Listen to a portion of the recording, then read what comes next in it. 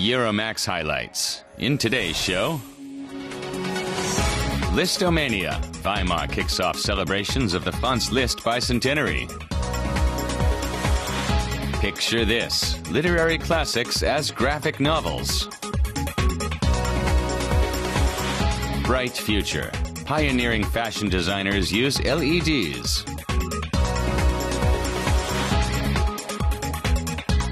Euromaxx highlights. And here's your host, Karen Helmstedt. Greetings from Berlin and a warm welcome to the show. And we're starting off this time with a unique perspective on the Berlin International Film Festival, which is drawing to a close this very weekend. This year, festival organizers got together with a photo gallery to invite 18 young photographers to give their own personal take on the events. Well, we hooked up with one of them to get her angle on the 2011 Berlinale. Every day, more than 100,000 photos are taken at the Berlin Film Festival by 200 photographers. Artemis Perpilis is one of them. She's on the lookout for special moments in the hustle and bustle of the festival. She's never far from the red carpet, but she's looking for different images than most photographers.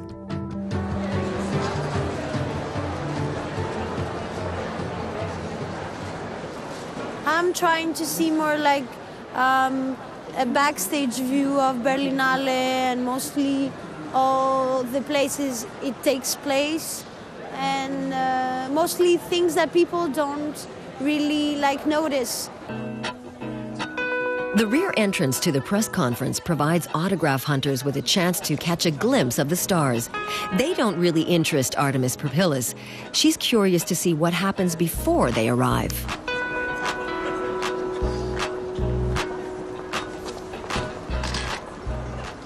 Actually, when we see ladders like this, people that don't know that photographers use their ladders might think it's very weird, but actually it symbolizes it's like the places where every photographer is to take pictures, and it's funny. It's like they're already here. The 23-year-old lives in Paris and came to Berlin for the film festival at her own expense. She's also trained her lens on festivals in London and New York, away from the flashlights. Shortly before the next press conference, directors and actors, including Zoe Kravitz, attend a photo call. Artemis Perpilis prefers to remain in the background. The picture she wants is of the other photographers.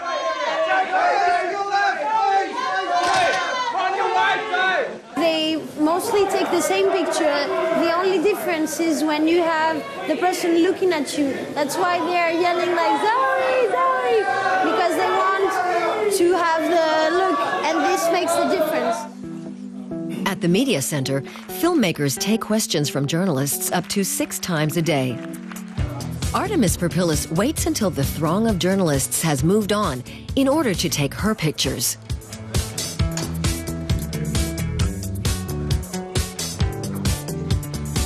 For her, the emptied venues show more of the festival atmosphere than the people who fill them.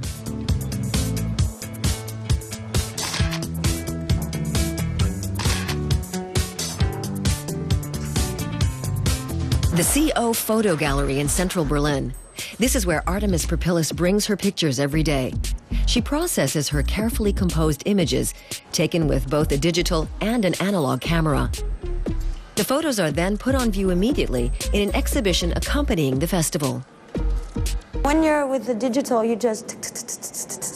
When you're with a film, you have like 15 photos, and you have to really think what you will take and really see the light and the frame and everything. So you take more time. So I think that the pictures are more special.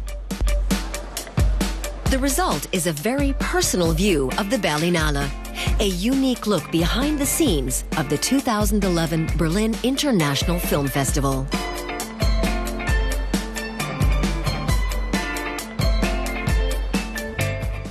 And fittingly, the work of all 18 young Berlinale photographers will be on show at Berlin's CO Gallery until mid-March. Well, Hungarian Franz Liszt was one of the most prolific composers of the 19th century. This year will mark the 200th anniversary of his birth. And here in Germany, the Liszt Year kicked off officially this week in Weimar, where Liszt spent some of his most productive years. Under the motto, A European in Thüringen, the Liszt Bicentennial will include some 200 concerts. And our reporter was in Weimar to hear the opening notes.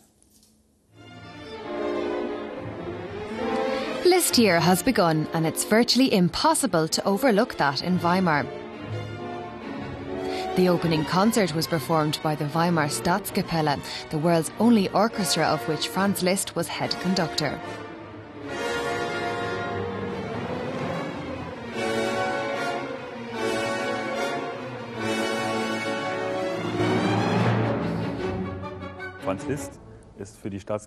Franz Liszt was a blessing for the Weimar Staatskapelle. When he came here in 1842, the orchestra was the medium which he used to perform works. He also brought many other artists here, like Richard Wagner and Berlioz, who performed here. Liszt was the focal point, and very important for the orchestra. I think we're the only orchestra in the world that can claim Liszt as its head conductor. Chefdirigent dirigiert hat. Franz Liszt was director of music in Weimar for almost 2 decades. Half a century after Goethe and Schiller, he once again put Weimar on the European cultural map with his music. In 1842, he was made Kapellmeister to the Weimar court, but he didn't make the city his home for another 6 years. And that was when his life as a travelling virtuoso ended and his most productive period as a composer began. He finally wanted to become significant. He wanted to compose. He'd already composed, but now he wanted to be able to compose in peace. That's why he called this part of his life gathering and working in Weimar. He gathered his own works, bringing together what he had, and completed it. That's what he did, along with being able to work in peace. Liszt composed around 2/3 of his works here in the Altenburg, a villa close to the city centre. Today it is used as a concert venue. Back then it was the residence of Princess Caroline Wittgenstein. Franz Liszt lived with her for 13 years. For the times, a radical move.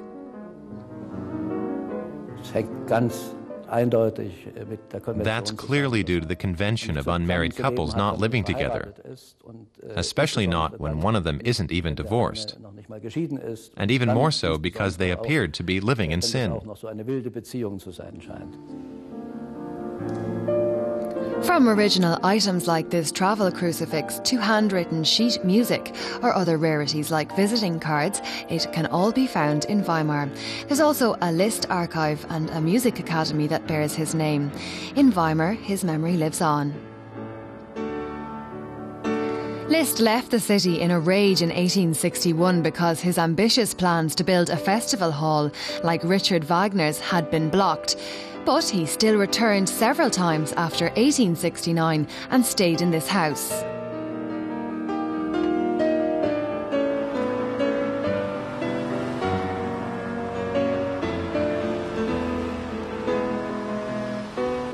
The opening of Liszt Year attracted one of the contemporary greats from the world of music. Alfred Brendel, the Austrian pianist, was awarded the inaugural Franz Liszt Honorary Prize. Since the 1960s, Alfred Brendel has been credited with rediscovering the music of Franz Liszt. Für den Pianisten ist Liszt ein Prüfstein. Liszt is a benchmark for every pianist. His music doesn't just awaken all the possibilities the instrument holds. It demonstrates in drastic fashion why it's there. And that is to be subordinated in all technical and piano matters to the music. A global star, Liszt's former orchestra and the places where he lived and composed some of his most important works. It all added up to a magnificent start to Liszt Year in Weimar.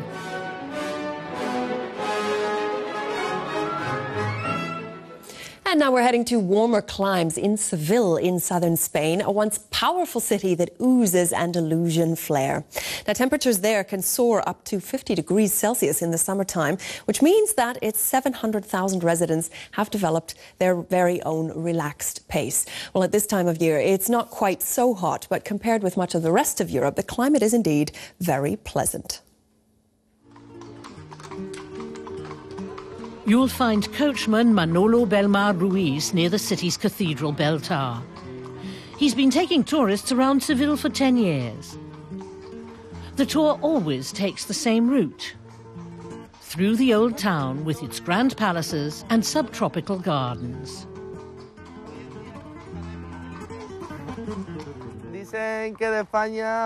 People say we're the calmest of all Spaniards. We get up later and have a more relaxed approach. Life in Madrid or Barcelona is much more stressful. And thanks to the plentiful sunshine, we spend lots of time outdoors.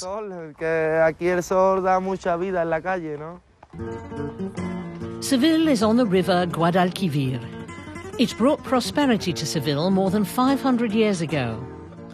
Although it's not a seaport, it was the hub of Spain's maritime trade and became one of the world's richest cities. This tower is called the Golden Tower because it used to be clad in gilded tiles. Gold brought back from seafaring expeditions to America was also stored there.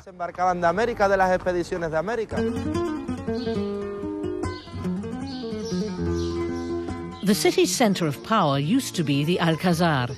The Royal Moorish Palace is the most important of its kind in Spain. It dates back to the 14th century. The dome of the throne room is adorned with gilded cedar wood. The Alcázar is the top tourist attraction in Seville and a UNESCO World Heritage Site.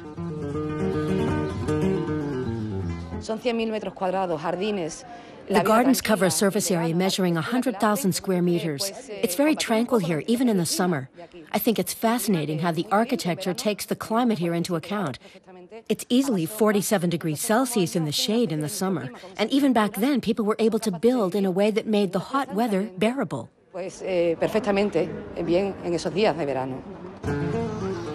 Just a short distance away is the largest Gothic cathedral in the world.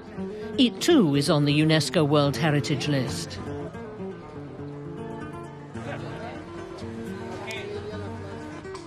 The tour continues into the neighbouring old district of Santa Cruz.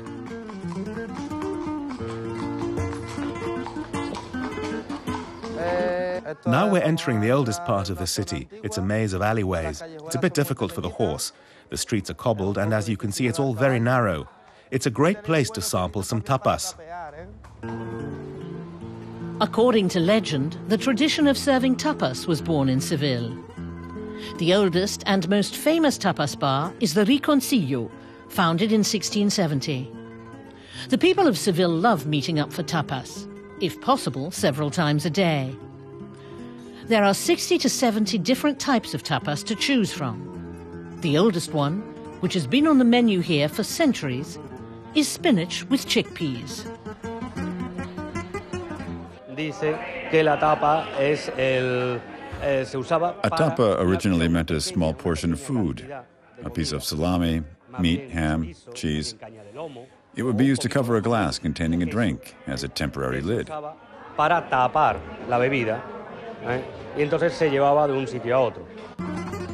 The coach tour is drawing to an end, and Manolo Belmar Ruiz takes his passengers to the Maria Luisa Park and the pavilions erected for the Ibero-American Expo in 1929.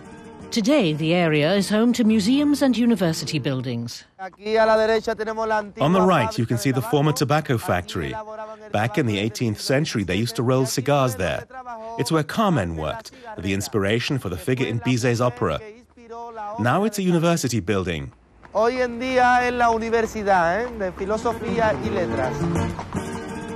The coachman has another tip for the evening. He recommends visiting a flamenco bar. After all, this fiery Spanish music also has its roots in Seville.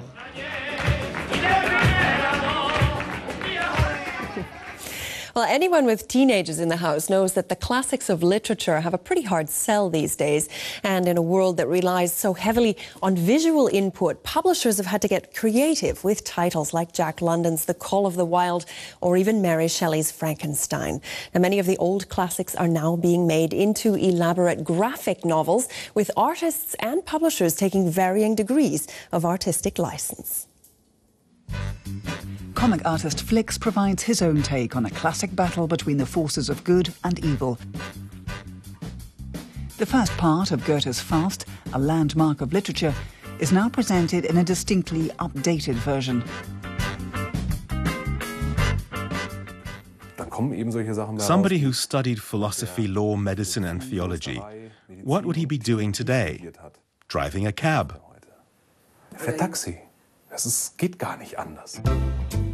Flix's Faust is a single man in his 30s who's in love with a girl who works in a health food store. But as in the original Faust tale, winning the object of his desire requires diabolical intervention. This is not the first graphic novel version of a literary classic. Recent years have seen the luminary likes of Flaubert, Mary Shelley, Proust, Paul Auster and Franz Kafka revisited in comic book style. The new format seems to be catching on big time. Yes, there's been a surge.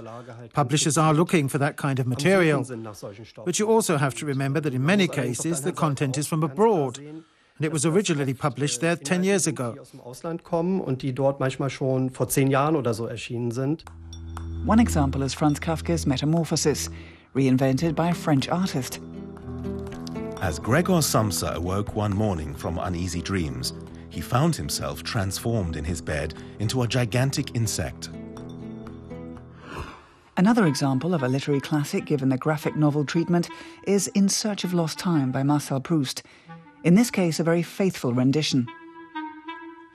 No sooner had the warm liquid mixed with the crumbs touched my palate than a shudder ran through me and I stopped, intent upon the extraordinary thing that was happening to me. An exquisite pleasure had invaded my senses. Some graphic novel versions are more daring and freer in their adaptation of the source material. The comic edition of Paul Auster's City of Glass depicts the journey into madness of Daniel Quinn as a psychedelic stroll through New York City.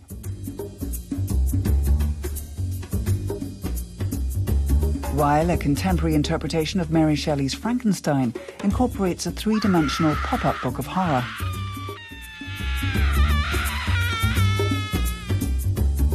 Whether radical or conservative, graphic novels are introducing new groups of readers to old stories. We're all comic readers. Everyone can understand a word-image combination. Assembly instructions for an IKEA cupboard are basically comics, and people understand them. The problem is the image. And when people then see Goethe's Faust with pictures, they find it interesting. Flix and his fellow artists want to breathe new life into old classics, while also broadening their appeal. Major publishers are now keen to work with these artists. They're eager to capitalise on the boom in graphic novels, once a novelty niche, and now an increasingly important segment. We're always looking for ways of marketing our writers. What else can we do? Films? Yes. Audiobooks? Sure. So graphic novels are a way of exposing people to material. Later this year, the market will see graphic novel versions of works by modern German-language writers. Of course, we hope this introduces other people to our content. People who've never felt confident about reading Thomas Bernhard, but then, thanks to the graphic novel, notice how witty, dark, and funny Bernhard is. Maybe then they'll try out the book without the aid of pictures.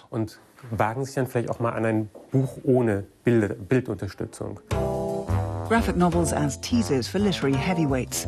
But many buyers of these new comic books do not in fact belong to the obvious target group, the younger generation. We definitely have slightly older readers. Many will be in their early 30s and be middle-class college graduates. An important factor is that graphic novels don't come cheap.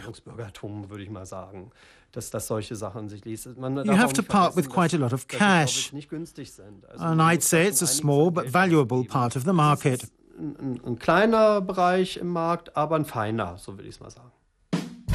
A small segment itself, perhaps, but one that is also helping to boost interest in old books. And demand for graphic novels will remain strong as the genre thrives on its inventiveness.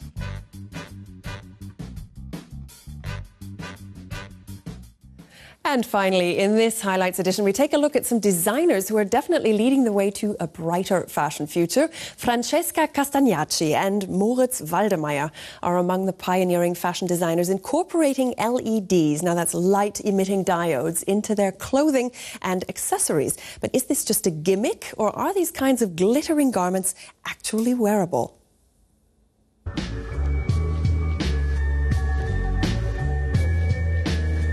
When night falls in Florence, it's not only the stars or the street lamps that shine, but also Francesca Castagnacci's hat.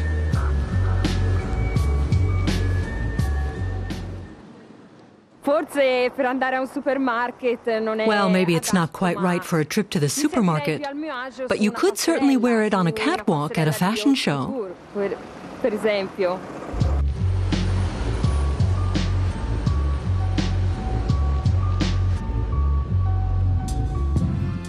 Francesca Castagnacci likes to play with new ideas. Her illuminated headgear is a kind of brainstorming.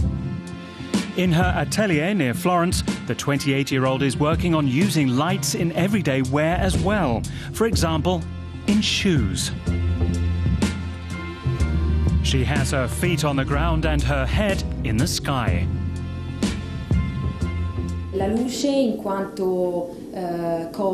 Light, the cosmos, satellites, the Milky Way, the entire universe. I want to create accessories that live through their own light, that are active and not passive.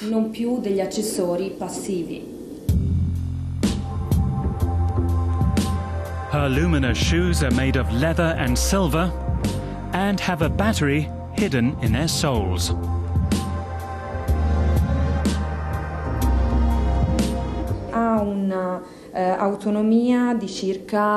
The battery lasts for about 10 hours.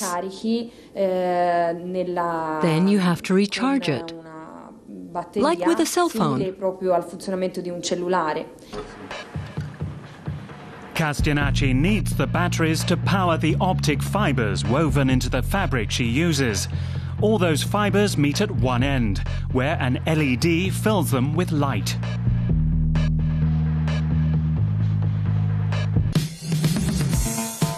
An LED, or light-emitting diode, is just a few millimeters long, but it can transform a fabric into a fascinating work of light art.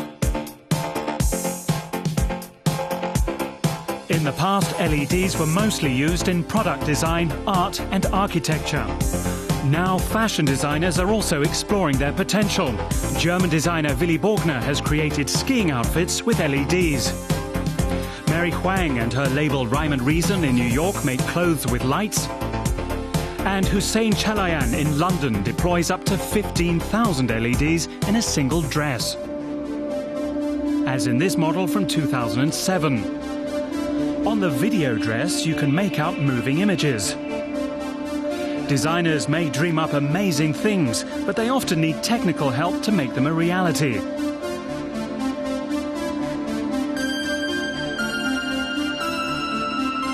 And that's where Moritz Waldemeyer comes in.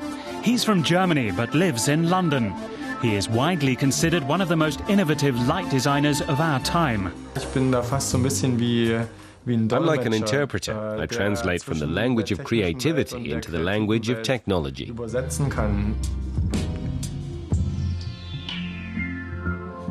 Pioneering spirit Francesca Castagnacci has not yet called on an interpreter for help. She is happy experimenting by herself. her light shoes are light years away from entering mass production. It's been an experiment. So far, I only have this prototype. Manufacturing these shoes would still be very expensive. One pair would cost up to €2,500. But maybe it'll be the fashion of the future. LED fashion is still pretty new and more of a playground than an industry for the moment. But these brilliant diodes might yet revolutionize fashion and give new meaning to the idea of looking like a star.